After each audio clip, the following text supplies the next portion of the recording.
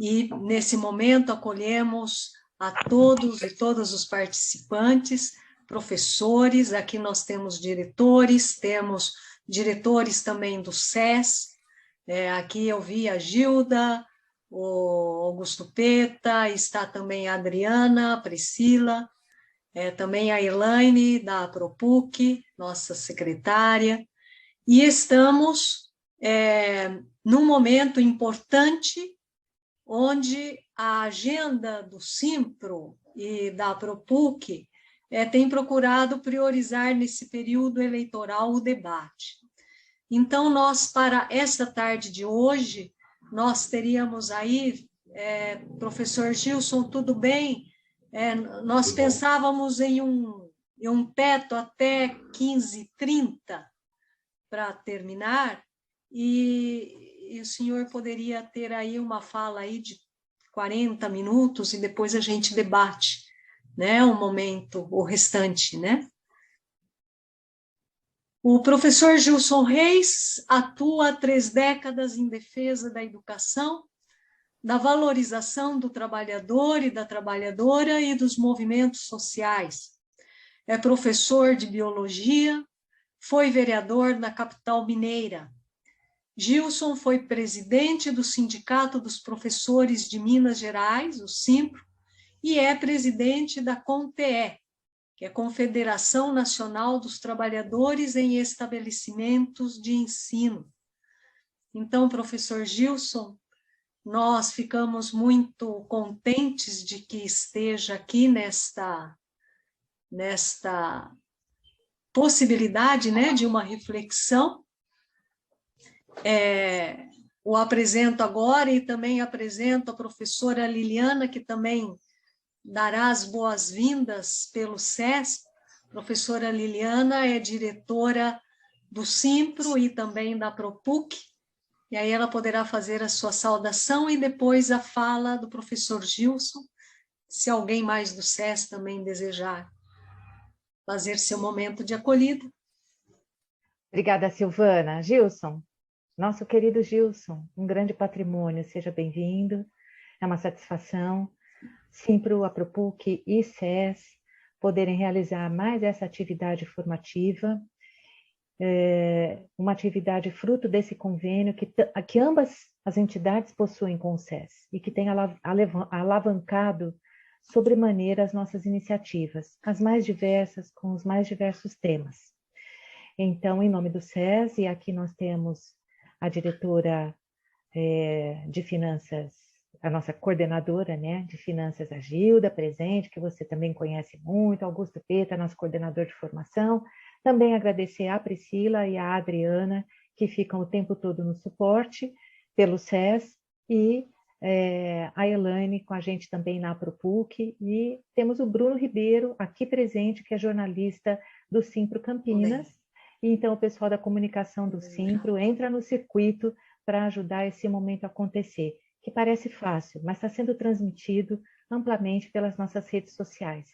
Então, bora lá, um bom debate, para que a gente possa expandir essas ideias que com certeza são muito progressistas num momento especial do nosso país. Muito obrigada, Gilson. Com você a palavra, Gilson. Estamos aqui prontos para escutá-lo.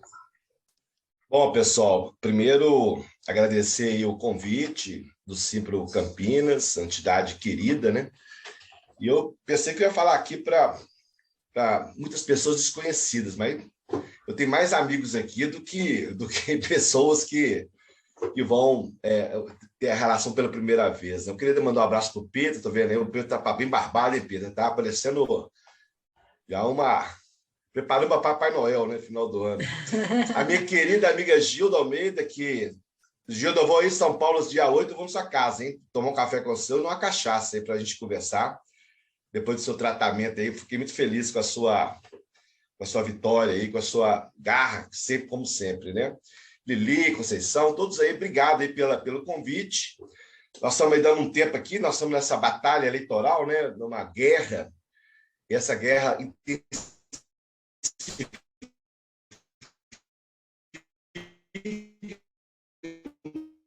nos últimos últimos dias, com a possibilidade aí, hein?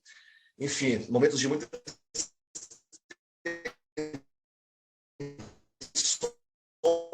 né, que nós estamos vivendo nesses últimos dias, eleições do primeiro turno, evite um segundo turno que seria muito duro, né, com muita confusão, enfim. Então, a gente tem feito esse debate da necessidade da gente colocar toda a energia nossa do movimento sindical nessa reta final, nessas 3 semanas que faltam, e a gente tentar reverter voto. Tem muito professor, muita professora da nossa categoria que ainda vota em Bolsonaro. A gente tem feito esse levantamento nacional.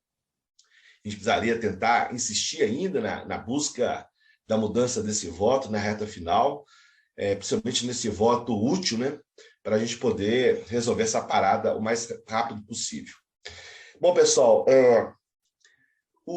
essa questão da discussão sobre educação como fator de desenvolvimento e como a necessidade de nós discutirmos e buscar alternativas, eu preparei pela CONTE uma discussão sobre a educação digital 5.0 e essa questão que envolve uma nova cadeia produtiva nacional, vinculando a educação brasileira a um projeto de desenvolvimento. Né? Porque a educação sempre é tratada pelos políticos, pela grande maioria do Estado brasileiro, e das elites, como um problema, né? Um problema, questão do financiamento, das questões que envolvem o cotidiano da escola, o embate político e ideológico.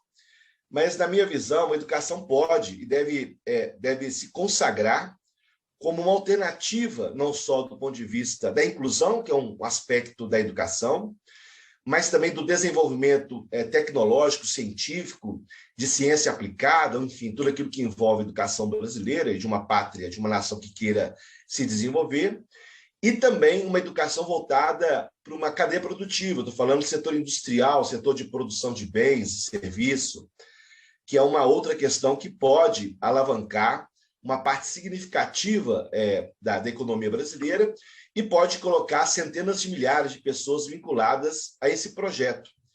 Então, a gente tem feito um debate nesse sentido, que eu queria apresentar para vocês. Eu não sei se todos já tiveram acesso, acho que a Conceição já teve, eu não sei, em alguma reunião, mas nós temos feito esse debate, essa discussão. Nós queremos travar com o Lula, por exemplo, caso ele seja presidente. Já mandamos para ele a proposta, devemos ter um encontro com ele para discutir esse assunto, e eu queria apresentar para vocês. Na verdade, é uma ideia, vamos dizer assim, ainda não acabada, que ela tem um conjunto de questões que devem ser levantadas e construídas, mas é um elemento do debate político.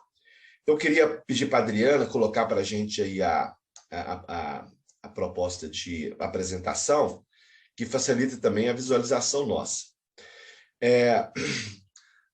Antes de entrar na questão propriamente dita, na educação 5.0, eu queria deixar assim, algumas questões mais transparentes, vamos dizer assim, mais claras sobre qual é o objetivo desse debate.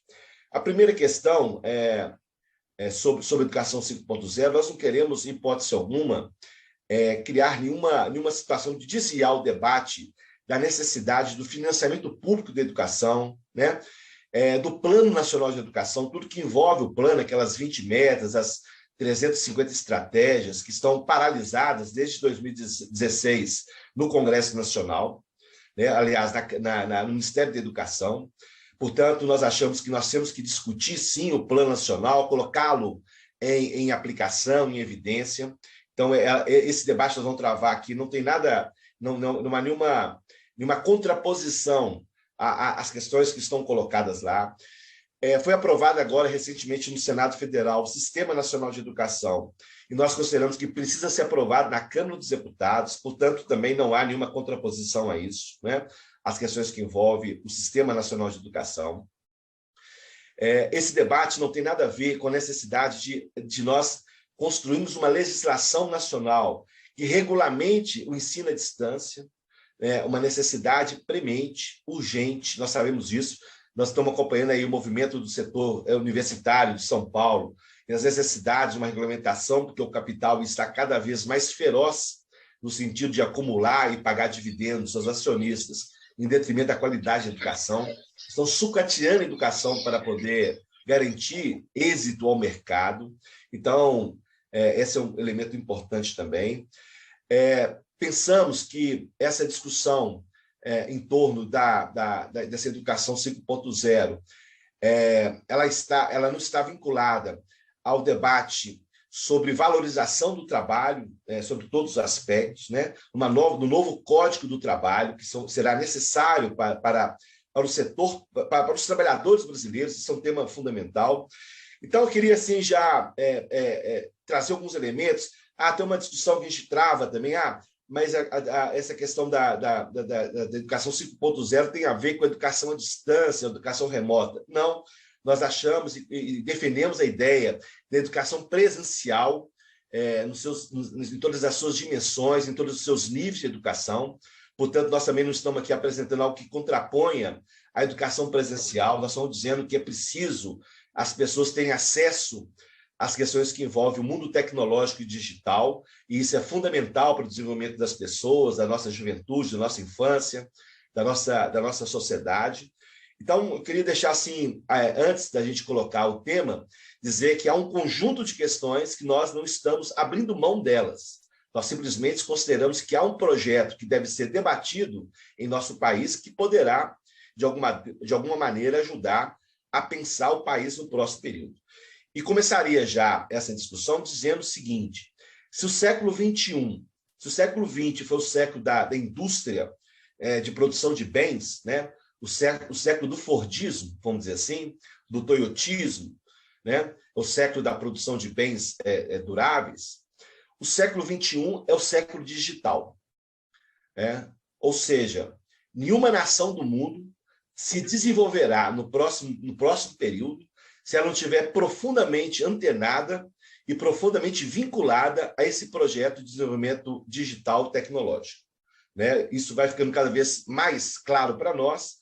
Hoje, no mundo, nós temos aí 4 ou 5 big techs que têm receita maior do que 80% dos países do mundo. Né? E há uma nova onda de tecnologia derivada dessa geração 5.0, que já chegou no Brasil, está chegando nas cidades e cada vez mais se potencializará, e que a gente precisa apropriar. E o mais impressionante é que nós ainda não temos 5.0, mas na China já está desenvolvendo 6.0. Né? Ou seja, há um processo de evolução permanente do processo tecnológico, e qualquer nação do mundo terá que ter algum nível de envolvimento nessa história, se quiser estar inserida nessa nova divisão internacional do trabalho e nas questões que envolvem o nosso desenvolvimento. Então, o primeiro post aqui, ultraliberalismo versus Projeto Nacional de Desenvolvimento. Nós vivemos no Brasil, nesse último período, governo Temer e governo Bolsonaro, que tem uma visão ultraliberal da economia. Aquele programa A Ponte para o Futuro é justamente um projeto de desenvolvimento onde retira o Estado de qualquer possibilidade de pensar o seu desenvolvimento estratégico, criar condições de fomentar esse desenvolvimento, de produzir elementos na economia, na ciência, na tecnologia, nas várias áreas do conhecimento para esse projeto. Portanto, tudo reduz ao mercado, tudo reduz aos interesses do setor privado, e cada vez mais globalizado. Essa é uma questão também. A gente precisa ter consciência que nós estamos num processo de desindustrialização no Brasil profundo, né? Ou seja, o Brasil virou, conforme orientações desse modelo, um país de exportação de bens primários, né? Seja da agricultura, seja da pecuária, seja da mineração. Ou seja, o Brasil está primarizando a sua economia ao longo do último período, e nós temos aí uma situação de um país que chegou a ser, há 10 anos atrás, a 6ª economia do mundo, e em menos de 10 anos ele vai para a 14ª, 15ª. Então, nós estamos discutindo que nós temos que enfrentar esse ultraliberalismo no Brasil e pensar num projeto nacional de desenvolvimento, um projeto que possa estar incorporado um conjunto de questões que envolve o nosso país, que retome um projeto de industrialização muito forte e que essa cadeia produtiva e industrial ela seja uma parte dela importante vinculada a essa chamada mundo digital ou era digital. Então, esse é o contraponto daquilo que nós vamos apresentar, que é um projeto nacional de desenvolvimento vinculado à educação, isso que é o mais importante, porque a educação pode criar a perspectiva desse projeto, e a gente, não só do ponto de vista da estrutura material, mas também da estrutura educacional e científica, e a gente ter condições de desenvolver o país em toda perspectiva. Pode passar. O tema educação e a política educacional é para o país que se pretende desenvolvido nas áreas econômica, científica, tecnológica, humana, social, etc., os seus pilares mais importantes e, portanto, um extraordinário desafio. Então, já falei sobre isso, né? Ou seja, esse desafio contemporâneo é colocar o tema da educação nesse lugar. Portanto, o tema educação, na nossa avaliação, não é um tema de política pública social, é um tema de desenvolvimento, ele está colocado em outro patamar, ele é um pilar do Projeto Nacional de Desenvolvimento, ele é um complemento de política assistencial, muito pelo contrário, ele é um projeto consistente que vai colocar em várias áreas a educação, na área da economia, da ciência, tecnologia, etc., e desenvolver esse projeto junto com a educação brasileira. Então, esse é desafiador e a gente pode e deve colocar esse elemento no centro do debate nacional e a educação, como eu disse anteriormente, não como um problema, mas como uma saída e como uma alternativa de construção desse projeto nacional.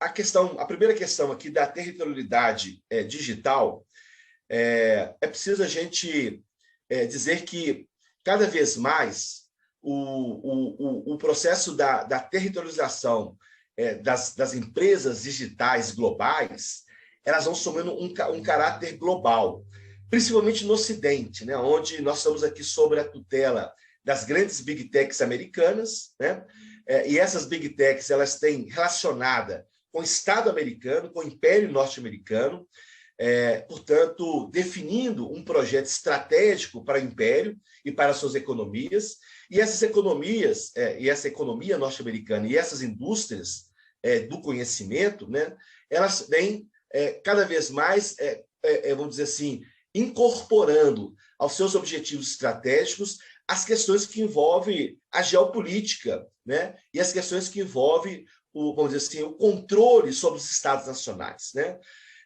Então, a gente está dizendo aqui o seguinte, que nós não podemos ficar à mercê de um golpe de Estado à lá 2015, como aconteceu no Brasil, através das chamadas guerras híbridas, né? Ou seja, do ataque cibernético à nossa sociedade, ao nosso país, às pessoas, e criar todas as condições para que o fascismo se instalasse em nosso país, né? Ou seja, é preciso cada vez mais que a gente tenha essa compreensão. E não é um problema brasileiro. Nós pegamos o Brexit na Inglaterra, foi a mesma coisa. Se nós pegarmos, por exemplo, a Primavera Árabe do norte da África, foi a mesma coisa, né? Nos Estados Unidos também tiveram uma experiência da Occupy, né? Aquele movimento. Enfim, nós temos várias experiências agora na guerra da Ucrânia com a Rússia. Eles dominam a comunicação, nada pode ser positivo para a Rússia, tudo tem que ser negativo, portanto, relacionado com os interesses da OTAN e do próprio governo americano. Então, a territorialidade digital que nós estamos falando é que nós precisamos criar no Brasil estruturas de data centers, onde a produção intelectual, a produção de inteligência brasileira e a nossa produção diária, inclusive como professores, né, como mestres, doutores, etc., ela seja incorporada ao nosso país, né? E, portanto, no nosso território. Então, nós precisamos ter território digital. Esse é um desafio colocado para que a gente não tenha produção colocada à disposição da sociedade brasileira e que seja contrabandeada de forma permanente, diária. Ou seja, nós estamos falando aqui agora, nessa live, nessa conversa, esse nosso depoimento está sendo registrado numa data center nos Estados Unidos, lá no deserto americano, como forma de controle deles das informações globais que acabam sendo condensadas nos seus grandes aparelhos, computadores, né, de última geração, que acaba condensando e transformando isso. Então, essa é uma primeira questão. Se a gente quiser ter um futuro de uma nação desenvolvida, a gente precisa ter esse espaço garantido. Nós temos aí uma necessidade no Brasil de construir uma rede de fibra ótica e de acesso à geração 5G. Infelizmente, eu falo infelizmente porque esta tecnologia 5G ela chegou no Brasil negociada pelo Bolsonaro. E o que nós temos aí são as grandes empresas, as 3 grandes maiores, a TIM, a Vivo e a Claro, assumiram o controle disso. O Estado brasileiro ficou muito aquém das necessidades, né? Muito aquém daquilo que deveria ser colocado como objetivo do Estado, até para garantir a entrada dessas empresas e dessa tecnologia, preservar uma parte daquilo que o Estado tem como objetivo estratégico. Infelizmente, muito pouca coisa foi negociada, ou quase nada, e acho que ainda resta, no período posterior às eleições, já que ainda há muita coisa a ser feita no Brasil, que poderá retomar um projeto de discussão, de diálogo entre o governo federal e essas empresas e as operadoras de tecnologia chinesa, principalmente, que vão operar no Brasil. E aí eu apresento uma questão que me parece fundamental. Uma rede de fibra ótica, isso no Brasil está sendo feito já tem um processo já em evolução, mas nós temos que ter todo o sistema educacional brasileiro, toda a estrutura nacional vinculada à fibra ótica, ou seja, nós não podemos ter um acesso à geração 5G da internet sem que a gente tenha disponibilidade de uma rede de fibra ótica capaz de sustentar essa comunicação. E o acesso ao 5G, a gente tem que ter a dimensão. As pessoas que utilizam dessa tecnologia dizem que é algo extraordinário.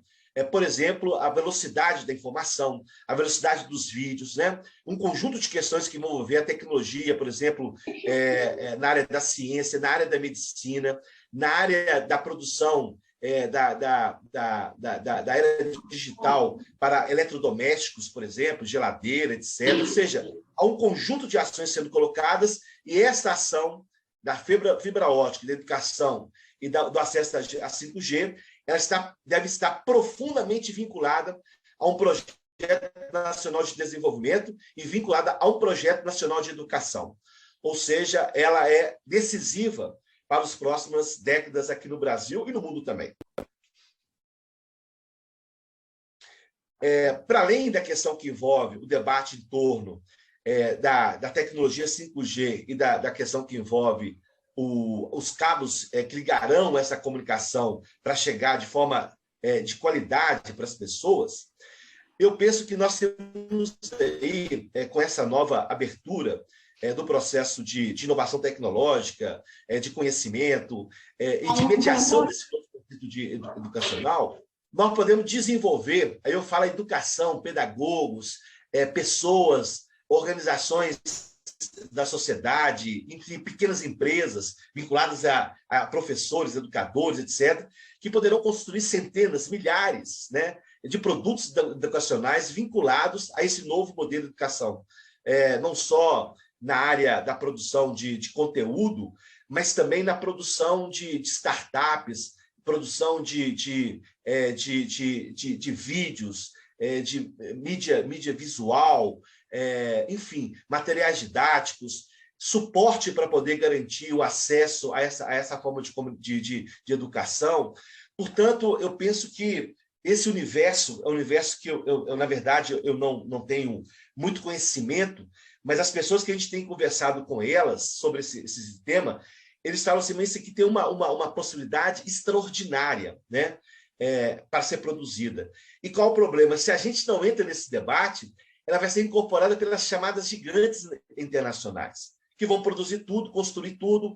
E como nós temos visto, por exemplo, né, as grandes empresas, você pega, por exemplo, as estruturas de comunicação da Globo, Fundação Roberto Marinho, Fundação Lemon, Fundação Itaú, principalmente as fundações de banco, Bradesco, etc., eles estão desenvolvendo várias questões de estudos nessa área, e o Estado brasileiro, né, e a sociedade brasileira estão, vamos dizer assim, se não tomar uma decisão de enfrentar esse debate de forma plena, nós estaremos servindo aos interesses de meia dúzia de grupos econômicos que desenvolverão potenciais nessa área de produtos educativos e educacionais para os seus interesses particulares, para o lucro dessas empresas e não para a distribuição. E mais do que isso, Na medida que isso está na mão do setor empresarial estratégico, até os conteúdos pedagógicos, as questões que envolvem a educação libertadora, democrática, que nós defendemos, estarão a serviço desses grupos. Portanto, além da disputa tecnológica e da disputa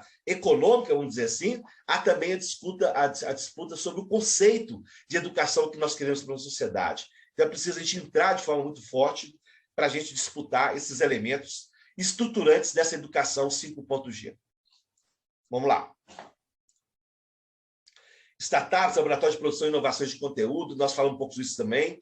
É outra dimensão. Nós temos aí, hoje no Brasil, já milhares de jovens criando essas cadeias de produção de produtos de startups e laboratórios. Tem até um companheiro nosso, o Fred, que trabalha com a gente na Conte. Em Brasília, ele tem uma experiência muito legal. Eles estão desenvolvendo lá uma área enorme na Universidade de Brasília, onde centenas de jovens que têm ideias inovadoras vão lá produzir os seus materiais, os seus produtos, e dedicam esses estudos, esses materiais, para o bem das comunidades. Então, nós temos muita gente, eu não sei se vocês acompanham essa área de tecnologia, mas o que o Brasil mais perdeu nos últimos anos foram pessoas, técnicos em TI, da tecnologia de informação, nas suas várias áreas de conhecimento, são várias áreas, né, da composição, da produção de ideias na área da tecnologia de informação, e eles estão indo embora. Muita gente embora do Brasil, para a Europa, para os Estados Unidos, são pagos muito bem essas pessoas que tiveram boas formações aqui no Brasil, e nós temos milhares hoje trabalhando para grandes empresas multinacionais, que ele pode trabalhar aqui no Brasil, mas ele está trabalhando lá para uma empresa espanhola, uma empresa italiana, uma empresa americana. Então, a juventude brasileira que desenvolveu elementos importantes na construção desse conhecimento estão sendo incorporados a projetos externos ao Brasil e estão desenvolvendo economias fora do país em detrimento de um projeto nacional de desenvolvimento. Então, eu desafio incorporar essa juventude brasileira nesse projeto para a gente poder retomar a construção de um modelo nacional de produção. Nesse caso aqui, companheiros, eu falo, por exemplo, de plataformas, né? Plataformas educacionais. Eu conversava com a Madalena recentemente, ela falava que na USP de São Paulo, por exemplo, até recentemente tinha uma plataforma. Não sei, Liliane, se você conhece, Liliane, essa história, que era a plataforma da USP.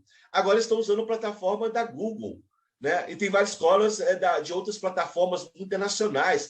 Ou seja, a plataforma também, que são desenvolvidas por essas empresas, elas não são neutras, elas têm um caráter de identidade ideológica e de identidade de construção da educação que são vinculadas aos seus projetos ideológicos também.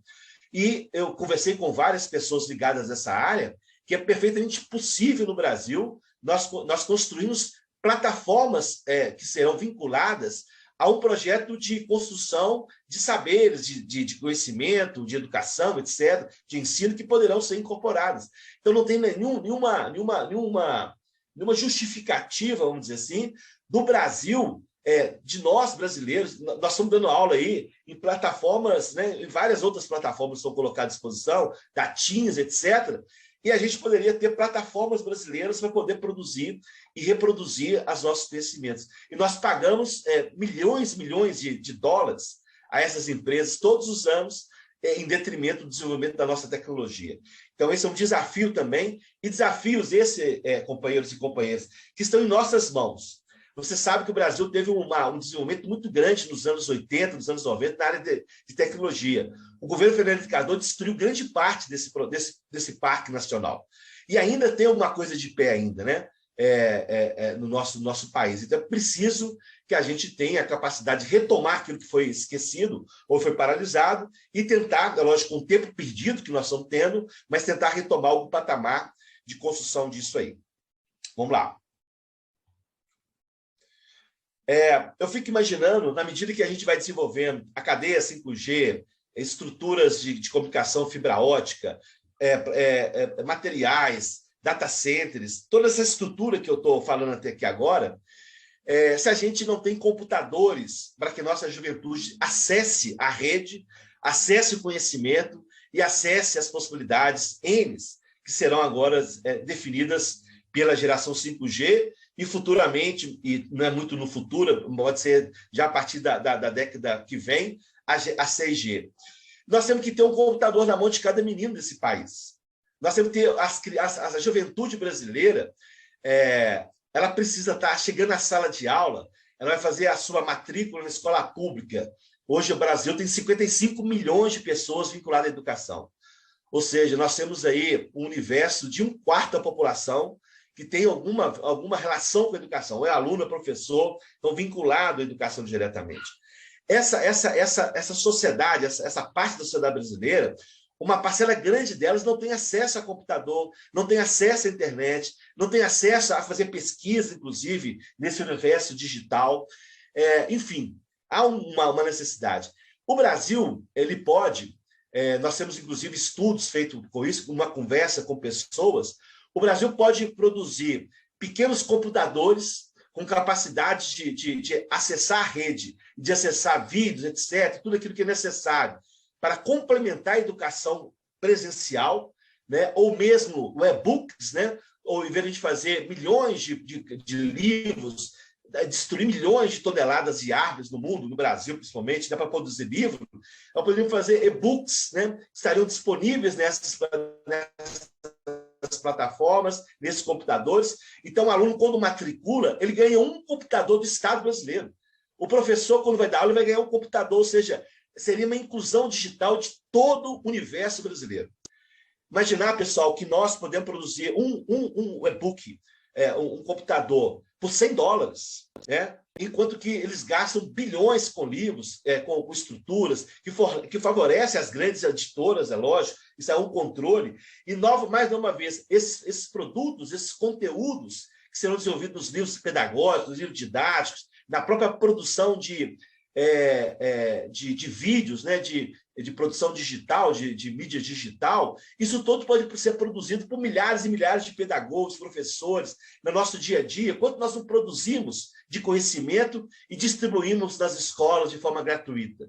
Então, tudo isso poderia ser incorporado a esse universo online, esse universo digital, com possibilidade do nosso aluno, do nosso professor, da nossa sociedade ter acesso de forma plena a esse mundo digital. Então, o Brasil pode produzir computador para todos os brasileiros, né? Principalmente da educação, de forma gratuita, um aparelho de $100 para poder ser distribuído de forma plena para todos aqueles. Imaginar que nós vivemos agora a Covid, nós tivemos milhões de estudantes que não tiveram acesso às aulas porque não tinham acesso à rede digital de comunicação e sequer tinham um aparelho de telefone digital para poder acessar as redes. Ou seja, nós vamos ter que retomar um debate na educação brasileira de como resolver o problema do déficit educacional de 2 anos de Covid, que não foram até agora debatidos e incorporados pela sociedade brasileira. Esse é um desafio também a ser construído. Aqui eu avanço numa discussão, já está acabando, viu, pessoal? Sobre telefonia pública. Eu disse aqui que nós temos 3 multinacionais, uma espanhola, uma italiana e uma mexicana, que controlam a telefonia brasileira, né? Ou seja, a TIM, a Vivo e a Claro, não tem nada de brasileiro, eles aqui exploram o mercado brasileiro e transferem os dividendos e o seu lucro para os países de origem, portanto, é um tema. O Brasil tem ainda a Oi, que é uma empresa que está ainda nessa fase ainda de construção ou não. O Lula tentou lá no governo dele, não sei se vocês lembram da BR Oi, foi aquela questão que envolveu o filho dele de denúncia, foi uma tentativa de desmoralizar a construção da empresa, mas eu fico pensando se não seria estratégico o Estado brasileiro retomar um projeto de telefonia, que nós temos expertise para isso, o Estado brasileiro tem, que se não for para disputar mercado comercial, pelo menos o mercado público, ou seja, as escolas públicas, as universidades públicas, os hospitais públicos, os postos de saúde público, da informatização dos prontuários médicos em todo o Brasil. Então, nós temos um conjunto de questões que envolvem o aspecto público que poderia ser vinculado a uma empresa de telefonia pública estatal com capacidade de produção tecnológica. Então, esse é um debate também mais estratégico, diria mais difícil de ser resolvido, mas é uma questão que nós colocamos como sendo um elemento também da retomada de um projeto nacional numa área estratégica que nós estamos sob o controle de um cartel, aliás, de um oligopólio que compõe 3 empresas, que impõe suas tarifas, que impõe a sua lógica, que impõe a sua forma de entregar o produto a nós, e nós sabemos o quanto isso é ruim e prejudicial e quanto é frágil essas empresas no seu dia a dia, né? Como ela promete coisas e não entrega na mesma dimensão que foi prometida. Então, esse é um elemento colocado aí de debate também. Vamos lá? Não sei se você sabe, mas no Brasil, nos anos 90, nós tínhamos o software livre. Você foi produzido por pesquisadores brasileiros, nós tínhamos acesso ao software, ou seja, à rede mundial de comunicação, de informática, de comunicação digital, através do software produzido pelo Brasil. Nós não pagávamos nada, gratuito. Hoje, para a gente acessar a rede, ele foi sendo destruído no Brasil. Eu lembro que aqui em Belo Horizonte, nós tínhamos aqui a Prodabel, a empresa pública de Belo Horizonte, que produziu todas as escolas, todos os setores do setor público e do setor privado, inclusive, utilizavam o software livre produzido pela Prodabel aqui em Belo Horizonte. E foi esparramado pelo Brasil todo, né? Só que a disputa de mercado levou a destruir esse software livre. Hoje, para a gente entrar na internet, nós usamos agora, nós temos que pagar pelo Windows.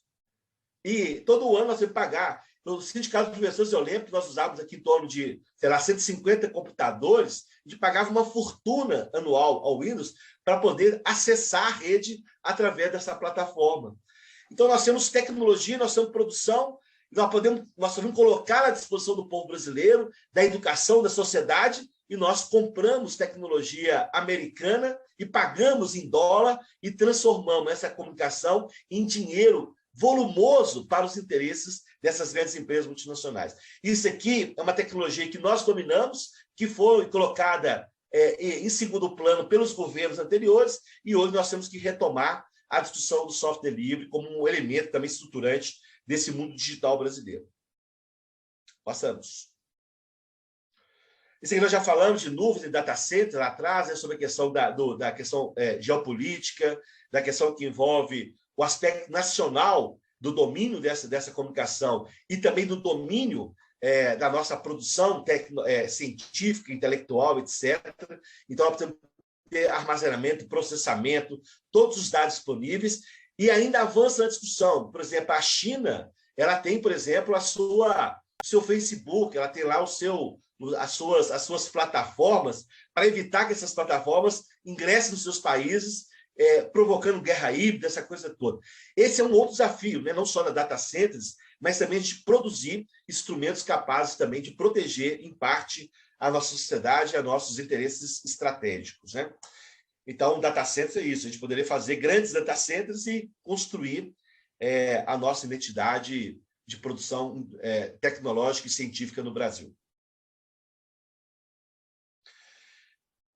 Já caminhando para o final, se nós disputamos hoje, companheiros e companheiras, e travamos uma batalha feroz contra essas empresas de educação à distância que estão sendo colocadas à disposição no Brasil, hoje 54% das matrículas do ensino superior são de EAD. 54%. Isso foi um avanço muito forte nos últimos 15, 20 anos, né? Ou menos do que isso. E vai só avançando cada vez mais. E o que nós temos visto que, além dessa situação do avanço de cartéis que estão sendo construídos em torno da educação à distância, é uma educação de péssima qualidade, sob o controle do nosso trabalho, sob o controle dos processos, sob o controle do conteúdo, sob o controle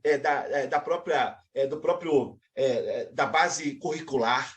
Ou seja, eles começam a controlar tudo. O professor passa a ser um mero repassador ou controlador de conteúdos que são desenvolvidos por essas plataformas e essas empresas a serviço do capital, a serviço de pagar dividendos aos seus acionistas e cada vez menos comprometido com a educação de qualidade. A pergunta que eu faço é a seguinte: nós temos plenas condições de ter uma universidade pública digital federal que seja colocada em todo o Brasil e que faça uma educação de qualidade capaz de enfrentar a precarização da educação nacional, com conteúdo, com qualidade, com diversidade, etc., e com possibilidades reais de serem colocadas à disposição, com a plataforma da Universidade Federal, com conteúdo, com tudo desenvolvido. O quanto que a gente poderia dar um salto de qualidade na formação de milhares e milhares e milhares de jovens no Brasil. Então, eu penso que essa universidade pública digital, ela poderá transformar a educação brasileira e dizer de forma clara e objetiva que a educação não é mercadoria, não pode ser mercadoria, ela está vinculada a um projeto nacional de desenvolvimento, e essa universidade pública digital, ela pode ter incorporado centenas de universidades e campos em todo o Brasil, numa parte presencial, e ela pode, inclusive, fazer pós-graduação, doutorado, mestrado, de forma a ampliar o conhecimento e aprofundar em áreas estratégicas que o país defina como estratégia de seu desenvolvimento.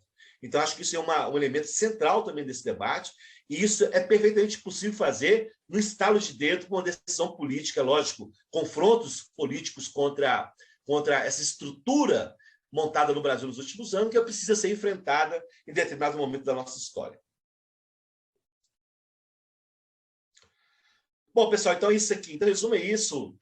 O que nós estamos apresentando ainda é insuficiente do ponto de vista dos objetivos estratégicos, mas aqui traz um conjunto de questões colocadas nesse patamar.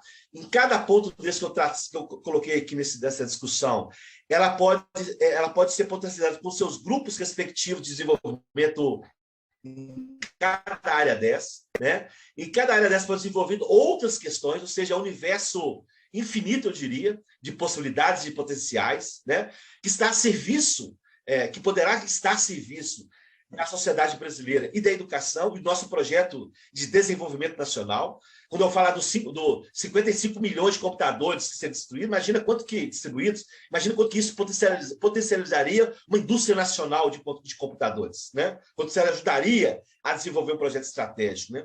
E, portanto, eu não tenho dúvida que a questão da educação brasileira, para além das questões que eu fiz a introdução, que são vários elementos que devem ser debatidos e colocados em evidência no próximo período, mas esse tema poderá ajudar e facilitar em muito as várias ações que serão colocadas a serviço da educação brasileira.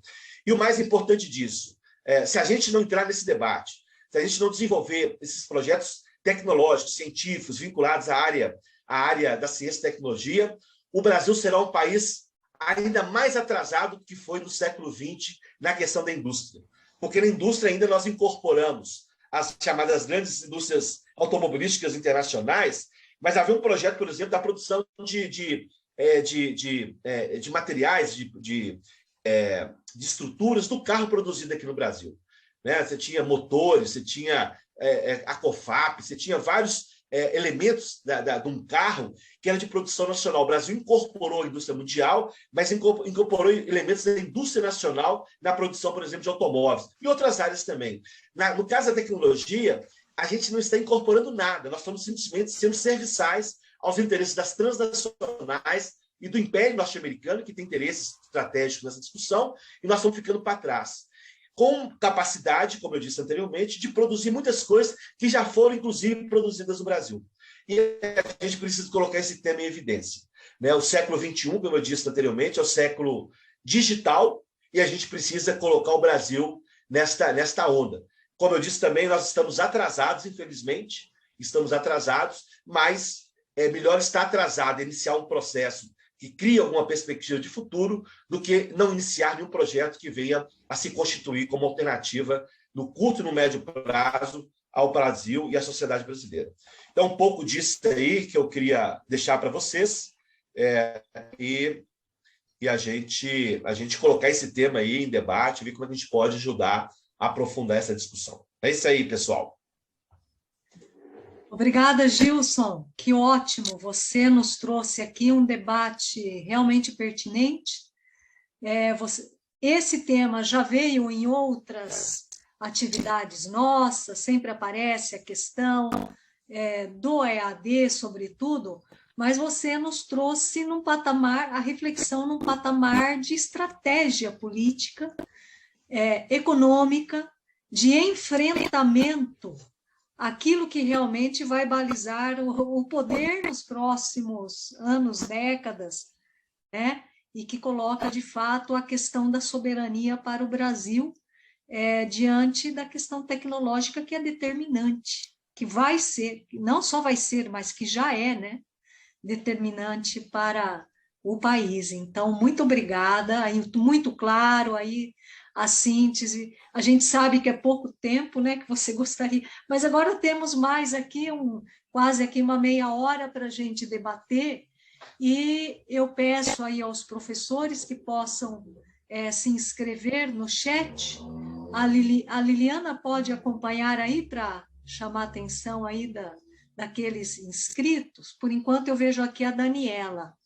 E só lembrando que nós estamos retransmitindo essa live pelas páginas do Facebook, do Simpro, do SESI e da Apropuc, e que a gente sabe que isso mesmo, muitos professores não têm disponibilidade para acompanhar nesse momento, mas o farão depois, né? Então, fica gravada a live e depois nós vamos também replicando, e isso é bastante importante. Então, para começar, a Daniela, depois o Alexandro. Como que você prefere? Em grupinhos de 3 perguntas? Vamos deixar o pessoal falar aí, acho que é bom esse debate, o pessoal falar. Tá bom, conversar. Tá bom. Depois a gente faz uma síntese no final. Tá bom. Pode ser? Pode. Então, Daniela, depois o Alexandro. Bom, boa tarde, pessoal. Obrigada, Gilson. Muito bom ver a sua exposição. É até um pouco angustiante o tamanho do desafio aí, mas é muito bom a gente ver que quantas coisas são apontadas, né? Que espaço, a gente está vendo uma reflexão importante de várias frentes de atuação, de enfrentamento, né? E eu digo angustiante porque não é fácil esse enfrentamento, e tudo isso eu imagino que a gente está considerando um governo futuro aí bem diferente do que a gente tem atualmente, que aí permite várias coisas avançarem, porque no que a gente tem, né, hoje, e tivemos aí nos últimos anos, nós só vimos o retrocesso, né? E aí eu fiquei pensando de um momento que eu tive num debate da Conté, falando sobre a questão da figura do tutor, né? Essa importância da questão do EAD, e a questão do tutor ocupando o espaço, precarizando o trabalho do professor, como se fosse um subprofessor. E naquele momento, que ainda era governo Dilma, a gente já tinha enormes dificuldades por conta até do MEC ter sempre encampado ali um pessoal muito neoliberal e tal, então já tinha uma dificuldade muito grande dessa disputa do professor, mesmo que trabalhando em EAD, ser um professor e ter todos os seus direitos de luta aí guardados. E aí, quando você apresenta esses dados de que hoje nós já temos 54% das vagas no ensino superior em EAD, algo mais preocupante é que a maior parte dessa formação é de futuros professores, né, que é na licenciatura e graduação, né, nas pedagogia e licenciatura, então a formação dos futuros professores, mas o que me preocupa, que eu queria que você comentasse um pouco, então é essa questão dessa disputa que se põe, claro que eu vi que vocês apontaram aí no final para uma possibilidade de um EAD público, o que já garantiria, pelo menos na história aí que a gente tem alguma qualidade superior, diferente do que a gente vê na educação privada, mas como nós estamos inseridos aí na educação privada, e isso aponta para um futuro, eu imagino, de médio para longo prazo, a gente vai ter que lidar com as questões colocadas, né, do ensino privado. E aí, então, uma das questões que me aflige aí é a questão, então, dessa precarização do tutor e professor, que no nosso caso, por exemplo, nós temos sindicato, nosso sindicato é separado, nós representamos professores e outro sindicato representa os auxiliares. E para burlar um pouco a questão aí dos direitos dos professores, eles registram o tutor como auxiliar, né? Quer dizer, um tutor é registrado nos sindicatos auxiliares. Então, isso fragmenta bastante e precariza ainda mais aí o trabalhador. E uma outra questão relacionada a isso, que me chamou a atenção, quando você falou sobre a territorialidade digital. Um grande desafio que nós já passamos, temos e vamos enfrentar ainda mais nessa questão dos grandes grupos empresariais, é a questão de nós estarmos, sindicalmente falando, fragmentados em regiões, e eles estão aglutinados nacionalmente. Então, a gente fica descompensado para fazer o enfrentamento na luta, né? Então, como é que vocês estão pensando isso, que a gente, na verdade, já vivencia, né, os desafios disso, mas como que vocês pensaram nessa proposta aí, ou se estão pensando, já tem alguma ideia mais elaborada, né? Mas refletir um pouquinho sobre isso para a gente. Obrigada, viu? E mais uma vez eu agradeço a sua exposição, que já deixou a cabeça ali fervilhando já. Alexandro. Obrigada, Oi, Daniel. Gilson. Eu queria mais propor uma reflexão. Você fala uma educação 5.0, que a gente tem a possibilidade de produzir aparelhagem a $100. Se não ficaria aí também como um desafio bem maior, já aparelhar nas escolas vai ser difícil, combater esses grandes grupos. Aí vem a questão de mudar toda a estrutura, o pensamento de ensino, que para muitos de nós professores ele está velho. Eu costumo dizer que a escola não é que ela ficou velha, ela nasceu velha. Com toda aquela estrutura, aquele quadrado arcaico. Então, o mundo mudou muito, e por causa da internet, para o bem e para o mal. Eu ficaria com um desafio muito maior de médio prazo, a construir novos currículos, novas formas de ensinar, de pensar, para acompanhar esse mundo digital. Ele mudou as coisas. É mais uma reflexão. A gente pode batalhar para colocar a tecnologia técnica dentro das escolas, mas vem todo um modo diferente para se ensinar, porque eu acho que ele vai ser necessário. Então a gente começa a repetir o que aconteceu na prefeitura de Campinas, que eu pude ver, vieram os notebooks, a gente chama de uquinhas, né? E a gente começou a colocar o conteúdo do livro, repetir a mesma coisa que estava no livro e proibir os alunos de entrar em qualquer outro site. Era melhor ficar com o livro, que teria ficado mais barato, né? Então, mas uma provocação, né? Você não tem que mudar muita coisa e a médio prazo, nosso desafio é conseguir que seja mudado, até na cabeça de nós professores. É isso. Obrigada, Alexandro. Augusto e depois Conceição. E Paola depois. Augusto, Conceição e Paola. Se o Gilson preferir, de repente, interromper, tá? As falas para fazer sua análise por partes ou responder por partes e depois prosseguir também pode, viu, Gilson? Vou escutar o Pedro aqui. Eu respondo essas que são duas questões que são interessantes, que eu queria conversar um pouco sobre elas. Assim. Pode ser? Certo. Augusto, e você responde. Bom, eu queria agradecer aí ao Gilson. O Gilson tem essa característica, eu acompanho a trajetória dele, os primeiros cursos do SES realizados há 30 anos, e ele sempre tem essa característica de verificar a realidade, analisar a realidade e ser propositivo, e ser uma pessoa que tem proposta, propositivo nesse sentido, ter propostas e colocar as pessoas para a luta, né? Ele tem essa característica muito forte. Tal. E ele levanta vários aspectos aqui fundamentais, tal como a Silvana disse. Agora, eu penso que a correlação de forças hoje é uma correlação muito desfavorável, porque contra nós estão as grandes empresas, está o governo. É uma situação que devemos continuar lutando com muita força, mas hoje é desfavorável. Portanto, a vitória do Lula e a vitória dos deputados, senadores, governadores, enfim, essa próxima eleição, eu acho que ela é muito importante para que tenhamos mais força, não no sentido de que todos esses problemas, essas propostas serão colocadas em prática rapidamente.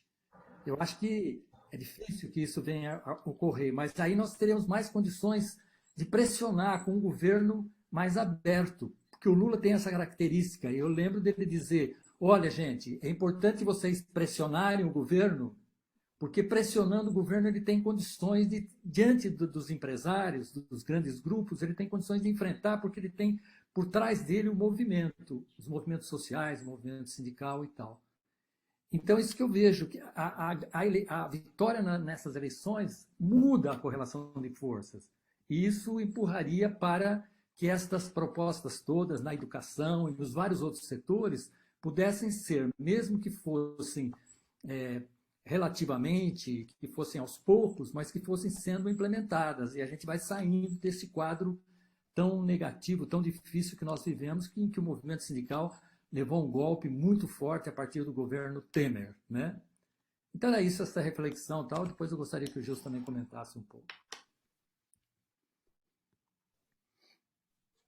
Deixa eu responder essas três, então. Depois eu acho que tem mais três e a gente volta a fazer. Primeiro, acho que o Peter traz um elemento central. Nós estamos aqui discutindo um tema estratégico, um tema que mexe com interesses gigantescos, né? De interesses de grandes empresas, de oligopólios internacionais, né? De interesses do Império Norte-Americano. Nós estamos falando de coisas de profundidade magnânima, né? De coisas assim, muito profundas. E é lógico que a correlação de força atual seria impossível a gente pensar na conclusão ou na indicação de várias dessas questões que envolvem esse projeto que eu aqui apresentei. Mas eu penso que mesmo nesse projeto existem questões que estão em curso no Brasil que poderiam ser, no curto prazo, ser pensadas. Por exemplo, a questão do 5G é uma realidade, a questão da fibra ótica é uma realidade, a questão que envolve aí, produção de computadores, por exemplo, que é um tema que o Estado brasileiro pode interagir com isso de alguma forma. E tem outras que nós vamos bater com empresas e com estruturas e com interesses muito, muito, muito arraigados internacionalmente. Para isso, nós vamos ter que ter grandes mobilizações, grandes lutas, grandes enfrentamentos. Então, eu penso que é isso. Para pensar num projeto desse, não é possível pensar no âmbito de um governo liberal, ultraliberal, que consiga manter o mercado acima das questões estratégicas do Estado. Então, portanto, o desafio da correlação de força ele é objetivo e a eleição do Lula poderá não representar essa mudança tão forte para se aplicar algo de tanta intensidade, mas ele poderá abrir um processo histórico de iniciativa do Estado brasileiro para poder construir esse programa ou esse projeto de estruturação digital em nosso país e que a educação esteja no centro dele. Então, é isso. Eu penso que as eleições agora, em 2022, determinam de forma muito forte o que serão os próximos 100 anos no Brasil. Né? Porque cada ano que nós perdemos nessa história, mais difícil fica a gente retomar um projeto nessa dimensão. O Alessandro, ele coloca um tema da maior importância, viu, Alessandro? Eu penso que esse tema sobre o aspecto pedagógico desse mundo da educação digital, seja da educação remota, seja da educação à distância, da EAD, ou seja, dessa mediação da forma internet, do mundo digital, ela precisa ser repensado um outro projeto, um outro modelo pedagógico. Eu conversava isso com o Luiz Carlos Freitas. Eu fiz esse debate com o Luiz Carlos Freitas há mais ou menos uns 3, 4 meses atrás, sobre a questão dessa educação digital. Ele fez a seguinte reflexão: olha, é importante, a gente precisa dominar a área tecnológica, etc., mas a gente não pode entrar para o mundo tecnológico utilizando da mesma pedagogia que o mercado utiliza. A gente precisa repensar o modelo pedagógico que não seja esse colocado e desenvolvido a partir dos interesses do mercado. Isso é outra área que vai desenvolver uma capacidade também de produção intelectual e de inteligência extraordinária no Brasil. Estou falando dos milhares e milhares de professores poderão ajudar, a partir de um coletivo, uma visão nacional do projeto, desenvolver paradigmas ou parâmetros, né, que vão ser introduzidos nesse novo conceito de educação. Esse, para mim, é um desafio. Né? Eu já tinha essa visão, o Luiz Carlos Freitas traz essa reflexão, outras pessoas que a gente conversou nesse período anterior também trouxeram essas reflexões e acho que é um desafio. Tá certo? Então, é uma preocupação, é uma discussão que a gente tem que travar. Agora, que está assim, acoplada aos desafios dessa geração digital que nós vamos desenvolver e incorporar no Brasil, né? Então, nós somos convidados a pensar isso, e não simplesmente executar o que as pessoas lá de cima pensam para a gente executar. Então, esse é um desafio colocado. E a Daniela traz 2 temas importantes, né? A questão da regulamentação da EAD. Eu já tinha dito, Daniela, na minha introdução, que nós vamos ter que ter um conjunto de legislações no Brasil, caso a gente mude a correlação de força, e no mundo do trabalho é evidente, sobre a questão, por exemplo, da regulamentação da EAD. Hoje já tem uma regulamentação do ensino superior público. Há uma regulamentação bastante razoável, na minha avaliação. E no setor privado não tem nada. Eles se recusam a negociar, discutir, debater qualquer questão. Então, isso vai ser uma necessidade, né, da gente introduzir na legislação trabalhista brasileira. Essa discussão sobre tutor e professor, qual o papel de cada um, se tem o papel do tutor mesmo, ou é simplesmente uma precarização do trabalho. Então, isso tudo deverá ser colocado em evidência dentro desse projeto, para que a gente também não tenha um projeto que desenvolve a indústria, desenvolve tudo, só não desenvolve a educação e o trabalho nosso. Aí não dá, né? Ou seja, o nosso trabalho ele tem que estar sintonizado com o projeto de desenvolvimento que nós estamos também vinculando ao desenvolvimento da nação brasileira, né? Então, esse é o primeiro elemento. O segundo, sobre negociação. Esse é um debate que a CONTE está trazendo já. Nós fizemos uma paralisação nacional agora no dia 17, foi uma iniciativa que nós fizemos. Nós tivemos êxito em alguns lugares, pararam, tiveram manifestações. Aí em São Paulo, pegamos esse curso também da luta de vocês, tiveram paralisações, assembleias, Rio de Janeiro, aqui em Belo Horizonte, outros lugares tiveram. Então, vai ser uma lógica cada vez maior das chamadas negociações coletivas nacionais, né? Ou seja, o capital virou grandes cartéis, o capital da educação privada, grandes cartéis. Eles estão presentes em todas as mesas de negociações em todo o Brasil, agora com seus advogados, com seus interesses, e nós vamos precisar pensar em acordos nacionais, da forma como vocês fazem em São Paulo. Pode ser aquilo que nós debatíamos lá nos anos 90, no chamadas as convenções coletivas nacionais, articulada. O que é isso? Você tem alguns parâmetros mínimos nacionais que são feitos numa convenção nacional, num acordo nacional entre a CONTE e as entidades nacionais de educação privada, e os estados poderão complementar algumas questões específicas, né, e que são da dia a dia, e avanços que poderiam ser colocados em cada estado, em cada sindicato. Então, o acordo nacional articulado, na minha avaliação, ele tem que ser uma tendência e uma luta nossa. Essas iniciativas nós estamos fazendo.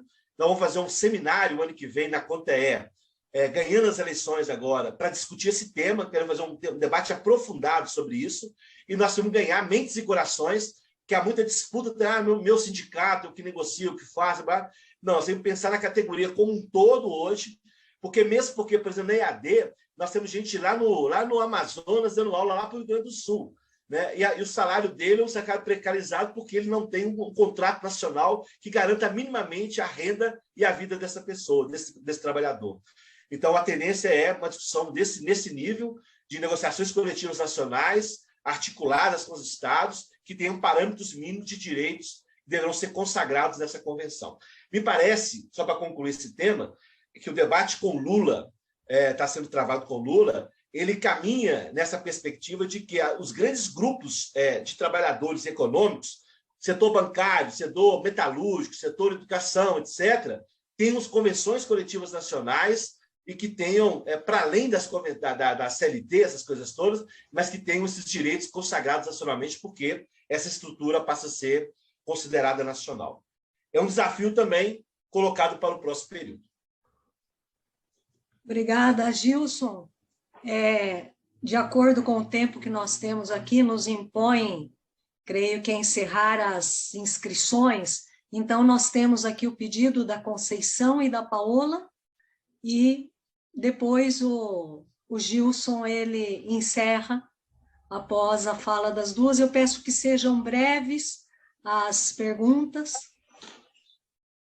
Tá bom, eu vou ser muito breve, apesar de depois, após ouvir o Gilson e ouvir os outros professores e professoras que se manifestaram, dá vontade de falar muito, mas não precisa, não precisa, porque tem alguns desafios que não são separados, eles são conjuntos. Então, ao discutir tecnologia, educação 5.0, a gente assambarca tudo. É a questão pedagógica, é a questão de direitos, é a questão da formação da juventude. Porque o que esses grupos oligopólicos e o neoliberalismo ou ultraliberalismo está fazendo com a juventude brasileira? Acabando com a qualidade. Daí a gente pode falar assim, mas isso é uma coisa só da educação. Não. Quanto pior a formação técnica e humana da juventude, pior vai ser para o projeto de desenvolvimento nacional. É óbvio. E é isso que os grandes grupos oligopólicos, as grandes fundações querem. Não precisa ter juventude formada, nem para o trabalho, muito menos para a ação política. E, pasmem, os últimos dados apontam que 66% dos professores que atuam na educação básica são formados por EAD. Há 20 anos, eu ouvi o Luiz Carlos de Freitas dizer o seguinte, que as instituições públicas estavam se negando a discutir IAD. Há mais de 20 anos, ele disse, gente, nós vamos ficar atrasados nesse debate. As escolas privadas vão tomar de assalto a IAD. E ele tinha toda a razão. Haja vista que essa proposta que o Gilson traz de uma universidade, né, pública digital é um desafio importantíssimo. Nós não podemos negar a formação por EAD, especialmente nas regiões mais distantes do país, não é? Quando os estudantes não têm acesso às aulas presenciais, mas nós precisamos tomar de assalto isso. Então, tem tanta coisa que o Gilson falou que eu não consigo ver uma coisa separada da outra. Não dá para ver mesmo. Porque a questão pedagógica é fundamental. Como é que nós vamos ter computador, como o Alexandro disse, de uma forma muito pertinente, continuando a BNCC do ensino médio, continuando a BNCC da formação de professores, da educação básica, a reforma do ensino médio? Como?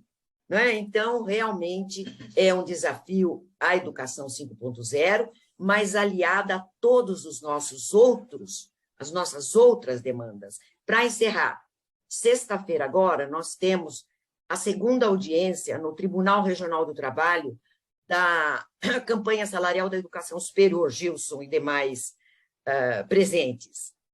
São 2 pontos cruciais.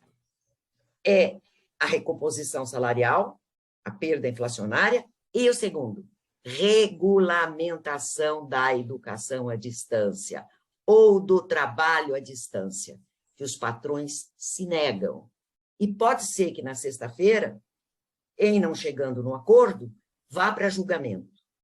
E como nós tivemos uma vitória importante na educação básica, no julgamento da educação básica do ano passado, que foi incorporada na nossa convenção coletiva, o pagamento da hora tecnológica, pode ser que a gente consiga, no julgamento, alguma coisa nesse sentido de regulação.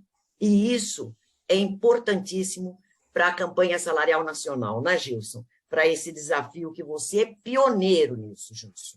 Eu já ouvi falar sobre isso há muitos anos e temos mesmo resistência, mas não tem como continuar com essa resistência. Temos que caminhar para isso, porque para enfrentar o projeto de educação neoliberal, que é ligado ao projeto de país, e as ações do patronato oligopólio, é só a gente ficando unido. Muito obrigada. Obrigada, Conceição. Paola? Oi.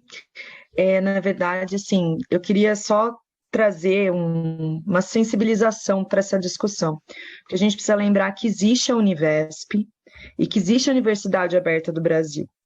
Então, eu não sei tanto se é a questão de uma criação de uma universidade virtual ou se é a unificação das universidades públicas num sistema que as regulamentarize. Então, eu vejo muito mais importante nesse momento, por exemplo, o que as universidades estaduais estão fazendo, de unificação. Deveria ter uma rede de união das federais. Mas eu temo um pouco, embora eu concorde com a importância da educação tecnológica, eu sou uma pessoa muito ligada em tecnologia, eu tenho certas ressalvas em nós colocarmos na tecnologia a salvação dos nossos problemas.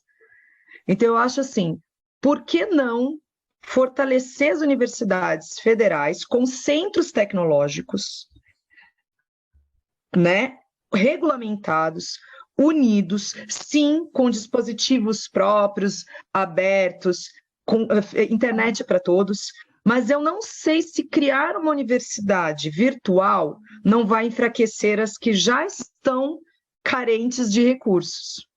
E eu creio que essa discussão sobre a regulamentação ela tem que ir além. Eu acho que o professor que trabalha numa universidade virtual tem que ter limite de estudante igual ao presencial, para que realmente a virtualização seja uma forma de atingir quem está distante, e não de instalar, e não de prejudicar a carreira docente, que no caso das universidades também está sendo precarizada. Então eu gostaria de saber, Gilson, o que você pensa dessa possibilidade, ao invés de criar uma instituição, mas gerenciar as federais e gerar um sistema de comunicação entre elas que fizesse uso dos recursos que já existem. Obrigada. Gilson, obrigada, Paola. Gilson, com você Bom, aí Paola, já faz né? seu resumo final. A Paola traz um debate interessante, legal, acho que é isso mesmo. Acho que nós temos que ter uma preocupação, o mundo digital não vai entregar tudo também, não é também a resolução de todos os problemas, eu tenho clareza disso. Nós precisamos resgatar as universidades públicas brasileiras que estão sendo destruídas, né, ao longo do último período, foram destruídas, né? A Universidade Federal de Minas Gerais, onde eu estou aqui, é uma das maiores universidades do mundo hoje. Não vai ter dinheiro para poder pagar a luz, a eletricidade agora no final do mês, não tem dinheiro para poder pagar a luz da universidade, né? Ou seja, o desmonte realizado pelo governo Bolsonaro é um desmonte intenso, profundo, né, de corte de recursos na área da pesquisa, na área da própria escola, da educação, enfim, do ensino, né? A extensão perdeu recursos, enfim.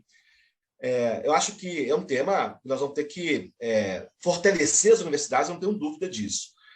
Contudo, a OAB, a Universidade Aberta do Brasil, que foi constituída no governo Dilma, ou governo Lula, né? Parece que foi o governo Lula ainda, segundo o governo Lula, né? Ela tinha o objetivo de formar professores, principalmente isso, né? Na área da pedagogia, porque nós tínhamos milhares e milhares de professores que não tinham formação no ensino superior. Ela foi muito utilizada com esse objetivo estratégico do governo, mas muito pontual.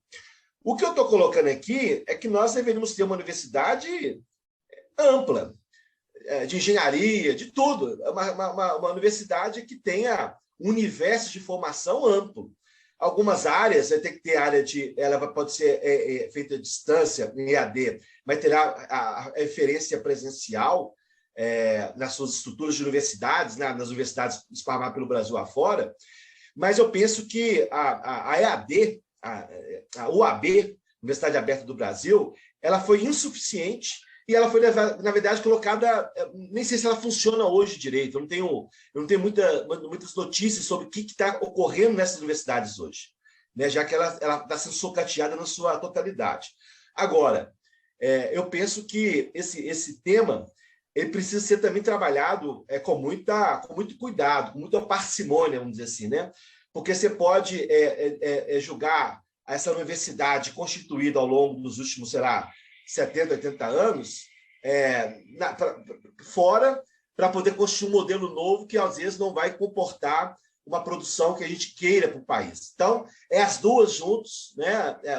O fortalecimento da universidade, da forma como nós conhecemos, criar mecanismos de formação de universidade de cursos à distância para enfrentar a precarização, porque eu acho que nós não podemos também permitir, pessoal, que a nossa juventude seja formada da forma como está sendo formada nesse momento do nosso país. É R$ 99,00 a mensalidade, mas as pessoas não entregam nada. Estão saindo semi-analfabetas das universidades, das faculdades, etc. Então, também não podemos permitir que essas pessoas sejam iludidas com um falso ensino superior que, na prática, não entregam nada. sabe? Então, eu acho que é preciso a gente criar mecanismos para poder debater esse assunto e talvez uma saída seja a universidade pública digital, porque vai estar colocada como a questão da qualidade como a sua centralidade, né? Vamos dizer assim. Mas é um debate, viu, Paula? São elementos que você traz que tem preocupações, né? Vai ter dinheiro para tudo isso, né? Não sei, não tem dinheiro para quase nada, então é um desafio colocado nesse projeto estratégico. E a Conceição, simplesmente acabar, a Conceição fala isso, nós estamos num período de inflexão da educação no Brasil, no mundo, né? Essas tecnologias estão sendo introduzidas nos últimos 10, 15 anos. E talvez nós estamos chegando num momento agora, num momento de explosão disso. Ou o Estado brasileiro assume o controle desse processo e pensa, e vamos debater, discutir, são milhões e milhares de horas de debate sobre o assunto, mas pensa e assume uma posição nesse debate, ou então o Estado brasileiro será varrido dessa discussão e quem vai incorporar tudo o que está sendo construído será o setor privado, com os interesses mercantis. Então, é isso. A educação, se aquela palavra de ordem que nós temos, que educação não é mercadoria, nessa concepção da tecnologia digital, ela pode se transformar 100% privada, 100% mercadoria. E esse não pode ser o futuro da educação de um país como o nosso. Então, nós precisamos entrar para esse debate, entrar com força, tentar trazer elementos que possam ajudar a gente construir algo no curto e no médio prazo e, estrategicamente, pensar para o futuro. Mas nós precisamos entrar. Ou a gente entra agora, e por isso a eleição do Lula se torna decisiva do ponto de vista da história, não da educação, mas também do desenvolvimento tecnológico e desse mundo digital do século XXI, ou a gente faz isso, ou então a gente vai ficar fora desse universo. E a educação será profundamente atingida, como já está sendo atingida. Não só o conceito de formação, mas principalmente nossa profissão de professor, que está sendo profundamente atacada, porque o interesse é o capital, o lucro e os dividendos. E nunca a educação e nunca o nosso trabalho. Então, é um desafio colocado para nós. E esse debate me parece que perpassa sobre esses temas que nós levantamos aqui e outros temas que nós trouxemos aqui como elementos estruturantes desse novo conceito de educação nacional. Então é isso, pessoal. Agradecer aí, não sei se fui assim claro nas minhas questões aqui, mas agradecer a oportunidade mais uma vez de estar com vocês. Esse sindicato de Campinas estimo muito essa direção, vocês, a história desse sindicato, e com certeza é um parceiro estratégico na luta para a consolidação de ideias inovadoras, mas também que traga no centro a valorização do trabalho e o direito do trabalho, porque sem isso também nós não teremos educação de qualidade, não teremos uma sociedade desenvolvida. Então é isso, um pouco disso. Obrigado aí, Conceição e toda a turma toda. Beijão, Gildo Almeida, minha querida. Vou tomar uma cachaça com você quando eu for em São Paulo aí, tá bom? Tchau, tchau. Gilson, Obrigada. nós que agradecemos. Obrigada, Gilson. Fantástico, eu acho que foi ótimo você ter trazido esse tema, né? E esse desafio grande da educação 5.0 para nós, coloca a reflexão, a importância de que nós refletimos sobre o Brasil e isso nos faz pensar sobre a educação e aquilo que nós pensamos como educação nos faz também pensar no Brasil, num projeto soberano, e aí nós estamos juntos, né? Então, tudo de bom, agradecemos a cada uma aqui que participou conosco e aqueles também que estão acompanhando pelo Facebook, pelo YouTube, e estamos juntos aí nessa luta por um Brasil soberano para todos, nessa eleição, e vamos fazer aí o possível para conseguir definir, já no primeiro turno, esse projeto, que é um projeto muito desejável e que é o melhor para o Brasil. Obrigada, Gilson, obrigada a todos e todas. Obrigado, gente, valeu, um abraço para cada um. Encontramos aí nesse assunto aí. Tá bom, um abraço, obrigado, tchau, tchau. Abraço, obrigada. Tchau, tchau. E nós continuaremos no link da outra reunião. Nossa sala do Simpro. Isso, exatamente. Muito obrigada, Cés. Obrigada, pessoal do SES. Valeu, obrigada. Cés. Tchau, tchau. Obrigada a todos. Tchau, Elaine. Tchau, Adriana. Tchau, tchau. Tchau, Gilda. Tchau. Tchau, Augusto. Parabéns Tchau, tchau. aí pelo grande debate. Beijo. Beijo.